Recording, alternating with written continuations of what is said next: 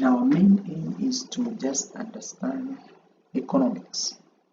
Understanding economics. Economics is the backbone of every government, every institution, every family. So economics plays a critical role in the progression, in the growth, in the expansion, development of a country, a family, a society. Now, what do you mean by economics?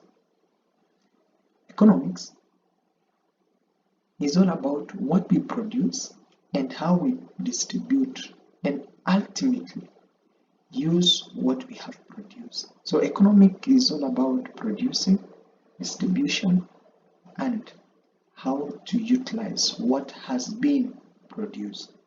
Economics is about who does what, who gets what, and what they do with it. That is economics.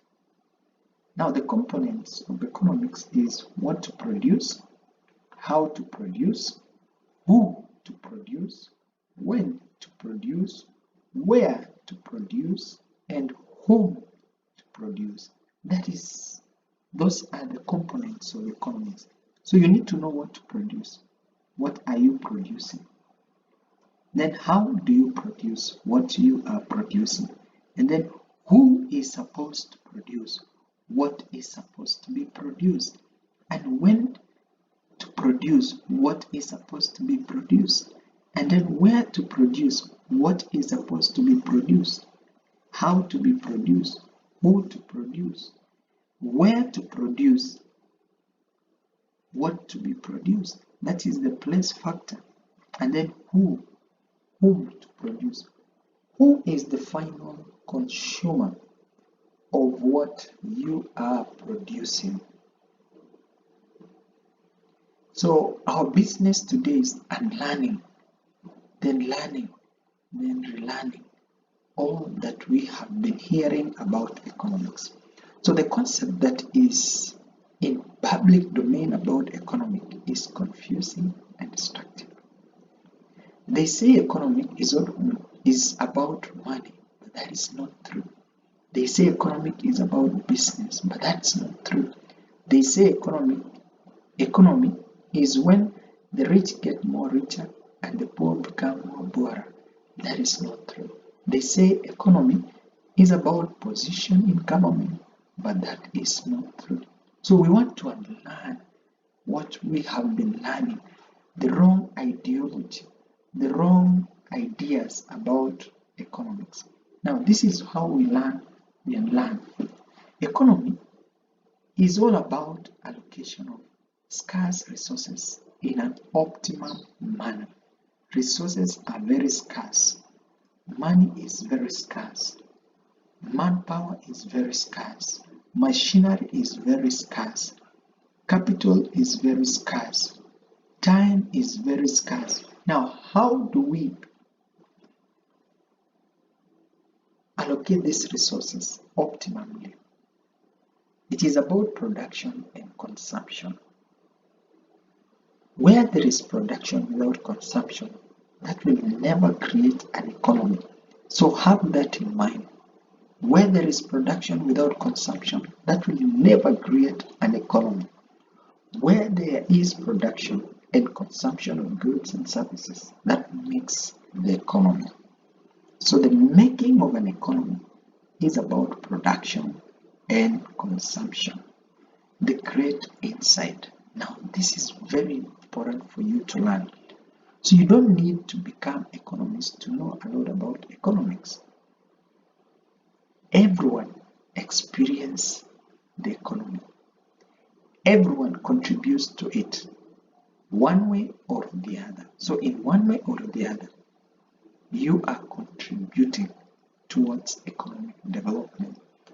Everyone has an interest in the economy, in how it functions, how well it functions, and in whose interest it functions. So this is why economy is very important. Economics brings now this information to understanding. And everyone has grassroots sense of where they personally fit into the big economic picture and how well they are doing compared to others, compared to the past, compared to their expectation. That is economics. So everyone has interest in economy, in how it functions, how well it functions, and in whose interest is it functional. Now, the objectives. What are our objectives? The studying the economy and learning more about how it functions. That's very critical for us to have that. Studying the economy and learning more about its functions. Thinking concretely about their personal role and stake in the economy rather than abstract indication like gross domestic product, stock market, or foreign exchange. Number two is recognizing that economy embodies distinct group of people with distinct interests.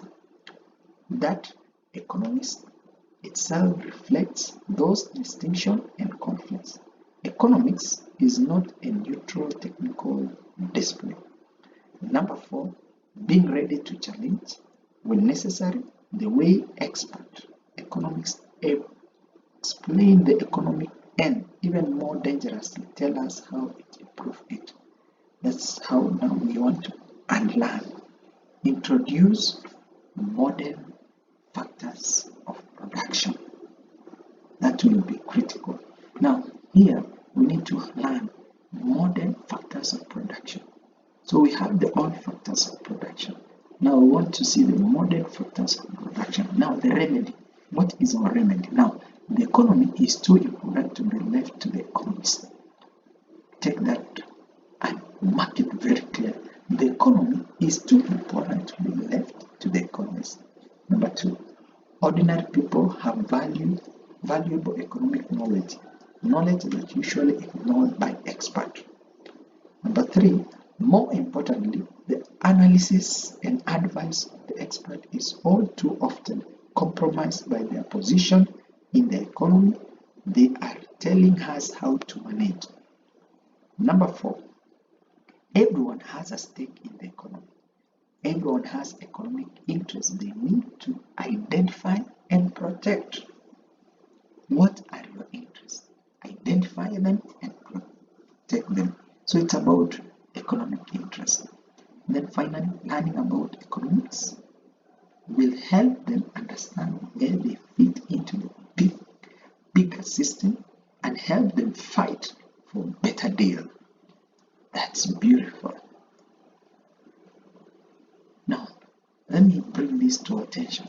The purpose of studying economics is not to acquire a set of ready-made answers to economic questions, but to learn how to avoid being deceived by economists. That's according to J. Robinson. That's 1960. That's what he said. So the purpose of studying economics is not to acquire a set of ready-made answers to economic questions, but to learn how to avoid being deceived by economists. We can be deceived by economists. Thinking point. That's our thinking point. Thank you.